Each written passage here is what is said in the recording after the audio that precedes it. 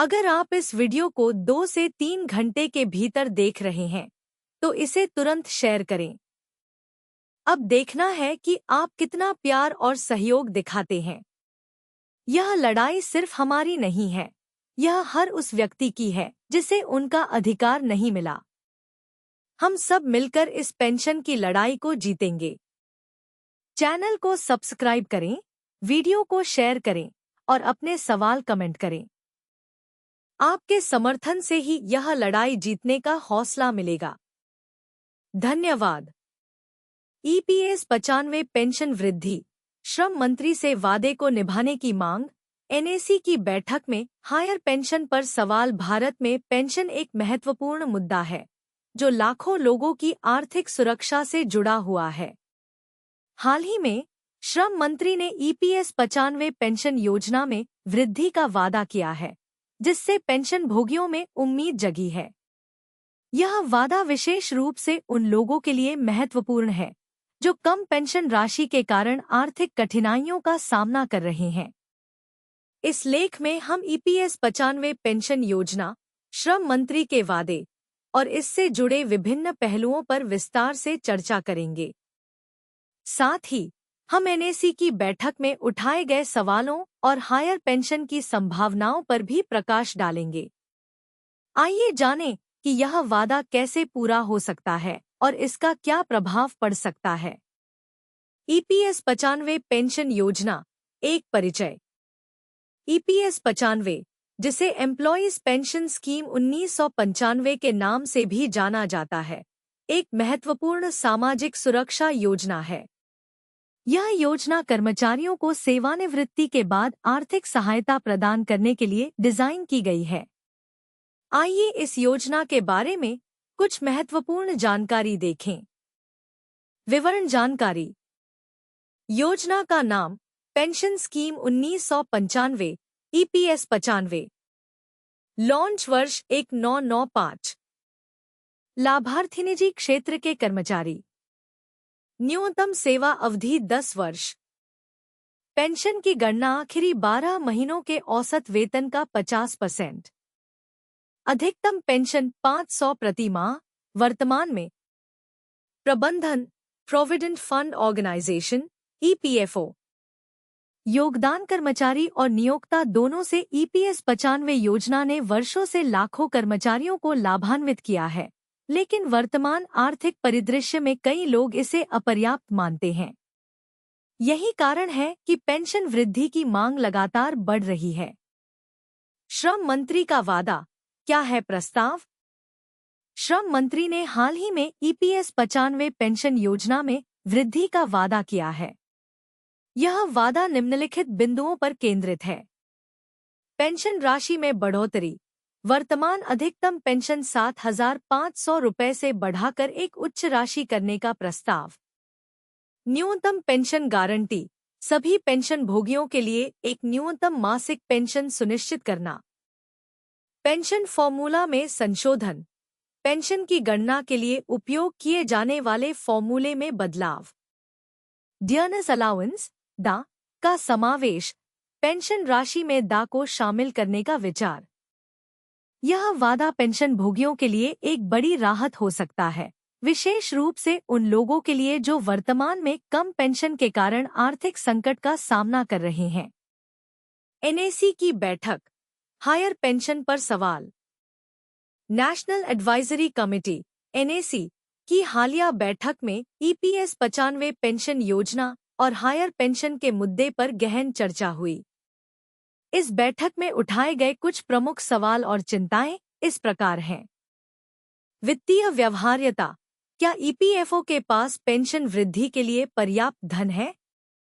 लाभार्थियों का दायरा। हायर पेंशन किन लोगों को मिलेगी और किन मानदंडों के आधार पर? प्रभाव मूल्यांकन। पेंशन वृद्धि का अर्थव्यवस्था पर क्या प्रभाव पड़ेगा? कार्यान्वयन की चुनौतियां। बढ़ी हुई पेंशन को लागू करने में क्या-क्या बाधाएं आ सकती हैं? न्यायिक निर्णयों का पालन। सुप्रीम कोर्ट के पिछले फैसलों को ध्यान में रखते हुए कैसे आगे बढ़ा जाए? इन सवालों के जवाब ढूंढना महत्वपूर्ण है ताकि एक व्यावहारिक और न्यायसंगत पेंशन वृद्धि योजना तैयार की जा सके। पेंशन वृद्धि की आवश्यकता क्यों है जरूरी? ईपीएस 95 पेंशन में वृद्धि की मांग लंबे समय से चल रही है। इसके पीछे कई कारण हैं। मुद्रास्फीति, बढ़ती महंगाई के कारण वर्तमान पेंशन राशि अपर्याप्त हो गई है। जीवन स्तर में सुधार, पेंशन भोगियों को बेहतर जीवन स्तर प्रदान करने की आवश्यकता। स्वास्थ्य खर्च, बुजुर्गों के लिए बढ़ते स्वास्थ्य खर्चों को पूरा करना। सामाजिक सुरक्षा, वृद्धावस्था में आर्थिक सुरक्षा सुनिश्चित करना। आर्थिक असमानता, पेंशन भोगियों और वर्तमान कर्मचारियों के बीच की खाई को कम करना। इन कारणों को देखते हुए पेंशन वृद्धि न केवल वांछनीय है बल्कि आवश्यक भी है। पेंशन वृद्धि के संभावित मॉडल। श्रम मंत्री के वादे को पूरा करने के लिए कई मॉडल प्रस्तावित किए जा रहे हैं। कुछ प्रमुख विकल्प हैं। फ्लैट रेट वृद्धि, सभी पेंशन भोगियों के लिए एक समान राशि की वृद्धि। प्रतिशत आधारित वृद्धि, मौजूदा पेंशन का एक निश्चित प्रतिशत बढ़ाना। स्लैब आधारित वृद्धि, विभिन्न पेंशन श्रेणियों के लिए अलग अलग वृद्धि दरें। इंडेक्सेशन, पेंशन को मुद्रास्फीति या न्यूनतम मजदूरी से जोड़ना। हाइब्रिड मॉडल, उपरोक्त विकल्पों का मिश्रण। प्रत्येक मॉडल के अपने फायदे और नुकसान हैं। सरकार को सभी पहलुओं पर विचार करके एक संतुलित निर्णय लेना होगा। वित्तीय प्रभाव और फंडिंग चुनौतियां। पेंशन वृद्धि का वित्तीय प्रभाव एक महत्वपूर्ण चिंता का विषय है। इसमें निम्नलिखित पहलू शामिल हैं। ईपीएफओ पर बोझ, बढ़ी हुई पेंशन का भुगतान करने के लिए ईपीएफओ के पास पर्याप्त धन होना चाहिए। सरकारी सब्सिडी, क्या सरकार को अतिरिक्त धन प्रदान करना पड़ेगा? नियोक्ता का योगदान, क्या नियोक्ताओं से अधिक योगदान की आवश्यकता होगी? कर्मचारी योगदान, क्या कर्मचारियों को अधिक योगदान देना पड़ेगा? निवेश रणनीति, ईपीएफओ को अपनी निवेश रणनीति में बदलाव करना पड़ सकता है। इन चुनौतियों का समाधान ढूंढना आवश्यक है ताकि पेंशन वृद्धि दीर्घकालिक रूप से टिकाऊ हो। कानूनी पहलू और न्यायिक निर्णय। पेंशन वृद्धि के मामले में कई कानूनी पहलू भी हैं जिन पर ध्यान देना आवश्यक है। सुप्रीम कोर्ट के फैसले, पिछले न्यायिक निर्णयों का पालन करना। संवैधानिक प्रावधान, अनुच्छेद 21, जीवन का अधिकार के तहत उचित पेंशन का अधिकार। श्रम कानून, मौजूदा श्रम कानूनों के साथ तालमेल बिठाना। अंतर्राष्ट्रीय मानक, आईएलओ के दिशा निर्देशों का पालन करना। समानता का सिद्धांत, सभी पेंशन भोगियों के साथ न्याय संगत व्यवहार सुनिश्चित करना।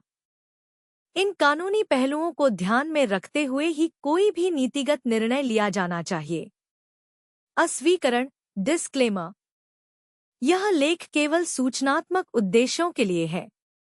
हालांकि हमने सटीक जानकारी प्रदान करने का प्रयास किया है, फिर भी ईपीएस 95 पेंशन वृद्धि के संबंध में श्रम मंत्री के वादे और संबंधित मुद्दों पर आधिकारिक निर्णय अभी तक नहीं लिए गए हैं। पाठकों को सलाह दी जाती है कि वे किसी भी कार्रवाई से पहले नवीनतम सरकारी घोषणाओं और आधिकारिक स्रोतों से जानकारी प्राप्त करें। यह लेख किसी भी कानूनी या वित्तीय सलाह का विकल्प नहीं है।